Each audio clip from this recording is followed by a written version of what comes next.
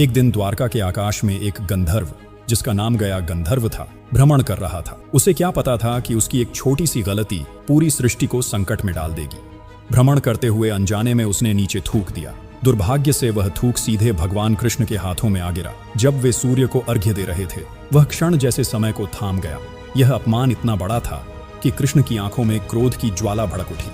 उन्होंने प्रतिज्ञा की, जिसने यह अपराध किया है उसका वध मैं अवश्य करूंगा।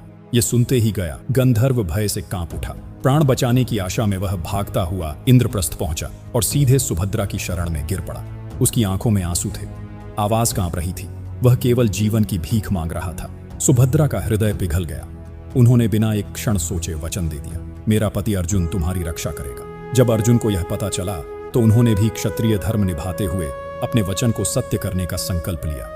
लेकिन उन्हें क्या पता था कि यही वचन उन्हें अपने ही आराध्य के विरुद्ध खड़ा कर देगा।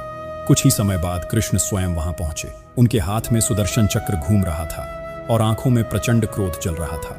उन्होंने अर्जुन से गया को सौंपने का आदेश दिया, लेकिन अर्जुन अपने वचन से पीछे हटने को तैयार नहीं थे। अब दृश्य भयावह हो चुका था। एक ओर स्वयं भगवान कृष्ण और दूसरी ओर उनके परम भक्त अर्जुन, दोनों आमने सामने खड़े थे और ऐसा लग रहा था कि अगर यह युद्ध शुरू हुआ तो पूरी सृष्टि कांप उठेगी।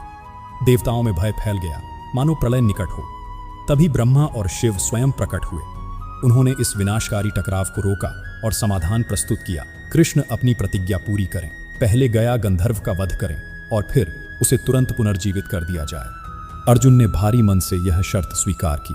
कृष्ण ने अपना वचन निभाया, गया गंधर्व का वध किया और उसी क्षण उसे जीवनदान भी दे दिया। इस प्रकार न वचन टूटा, न धर्म हारा और एक महाविनाश टल गया।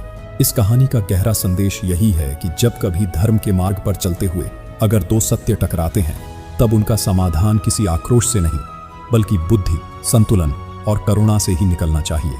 जय श्री कृष्णा।